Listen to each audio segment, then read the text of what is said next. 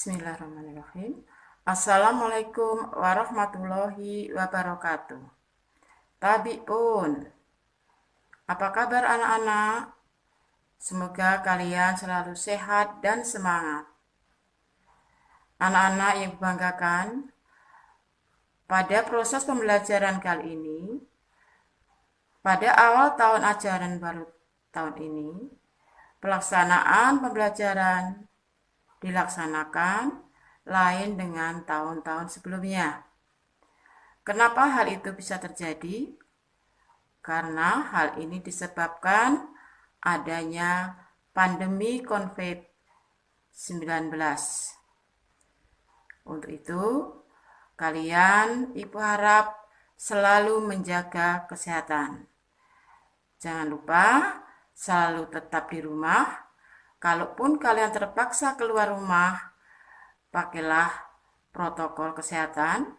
Jangan lupa pakai masker, cuci tangan, jaga jarak, dan hindari kerumunan. Nah, itulah merupakan salah satu cara dalam kita mencegah penyebaran COVID-19. Anak-anak yang dibanggakan, sebelum kita belajar PPKN, Ibu minta di dalam pelajaran PPKN ini siapkan 2 buku, satu untuk buku catatan dan yang satunya untuk buku latihan. Nah, tentunya nanti kita manfaatkan buku catatan. Jelas gunanya bisa kamu untuk mencatat hal-hal yang perlu, yang penting kamu catat, dan juga bisa untuk menyalin dalam arti bisa mencatat rangkuman-rangkuman. Dan untuk buku latihan kalian gunakan untuk mengerjakan tugas-tugas yang akan Ibu sampaikan ataupun yang akan Ibu berikan. Nah, untuk itu selain kalian nanti menyiapkan itu, jangan lupa belajar di rumah dengan membaca buku-buku PPKN, terutama buku-buku yang sudah Ibu atau sekolah pinjamkan untuk kalian belajar di rumah. Nah, baik anak-anak, dalam proses pembelajaran kali ini, pada awal pertemuan kali ini akan Ibu sampaikan mengenai pokok bahasan, yaitu memahami kedudukan dan fungsi Pancasila. Sebelumnya tentu kalian sudah paham tentang Pancasila, karena pada waktu kelas 1 atau kelas 7 kalian sudah mendapatkan materi tentang perumusan dan penetapan Pancasila. Nah, untuk itu pada kesempatan kali ini kita akan belajar mengenai memahami kedudukan dan fungsi dari Pancasila tersebut. Adapun tujuannya setelah nanti kalian mempelajari tentang materi ini, yang pertama, diharapkan kalian bisa menunjukkan perilaku bersyukur atas konsensus nasional tentang Pancasila sebagai dasar negara dan pandangan hidup bangsa. Selanjutnya, tujuannya juga kalian bisa menjelaskan apa pengertian dasar negara. Tujuan yang lain diharapkan juga kalian bisa membedakan fungsi Pancasila sebagai dasar negara, fungsi Pancasila sebagai perjanjian luhur, fungsi Pancasila sebagai cita-cita dan tujuan negara, dan juga Pancasila sebagai sumber dari segala sumber hukum, dan juga Pancasila sebagai modal pembangunan bangsa. Nah, untuk itu tolong perhatikan dalam video yang akan Ibu tampilkan saat ini.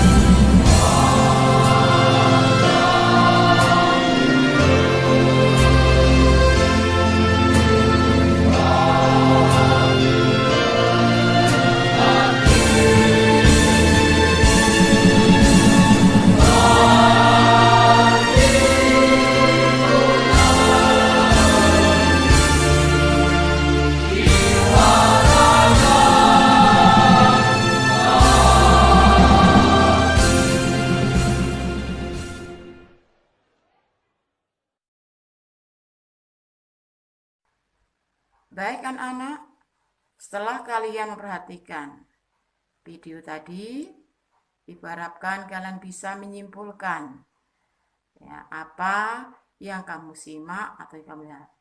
Namun, baik akan Ibu simpulkan sedikit apa yang sudah kalian lihat, ataupun nanti jangan lupa juga tolong sambil kamu baca buku cetak PPKN kelas 8, yaitu dari bab 1 halaman pertama sampai 24. Dari tayangan video tadi bisa kita simpulkan bahwa fungsi ataupun kedudukan dari Pancasila itu diantaranya Pancasila sebagai dasar negara, Pancasila sebagai pandangan hidup bangsa, Pancasila juga sebagai perjanjian luhur, Pancasila sebagai jiwa bangsa Indonesia, Pancasila juga sebagai cita-cita atau tujuan negara, dan juga Pancasila sebagai modal pembangunan. Nah, perlu kalian ketahui bahwa makna dari Pancasila sebagai dasar negara dan pandangan hidup bangsa, bahwa Pancasila itu adalah merupakan falsafah atau juga sebagai asas dari negara kita Pancasila. Pancasila sebagai pandangan hidup, Pancasila itu sebagai pedoman, petunjuk di dalam kita berperilaku dalam kehidupan kita sehari-hari. Nah, adapun di dalam Pancasila sebagai dasar negara, di situ terkandung adanya nilai-nilai Pancasila. Nah, nilai-nilai Pancasila itu, di mana kalian ketahui Pancasila ada 5 sila, di mana setiap Pancasila itu setiap sila itu adalah mengandung beberapa nilai. Nah, dari nilai-nilai Pancasila itu dijabarkan di dalam pelaksanaannya, ya, itu dijabarkan menjadi 45 nilai atau dengan istilah 45 butir-butir Pancasila.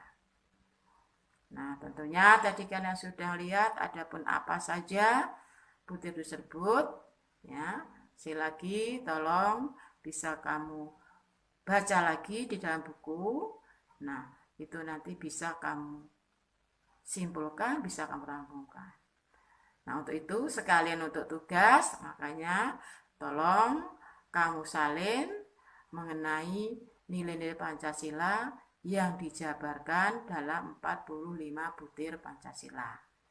Itu kamu tulis di buku latihan. Nah, untuk itu ya nanti bisa kamu kerjakan di dalam buku latihan tersebut. Nah, kiranya itu saja yang bisa Ibu sampaikan. Ada kurang lebihnya Ibu minta maaf. Ibu akhiri. Assalamualaikum warahmatullahi wabarakatuh.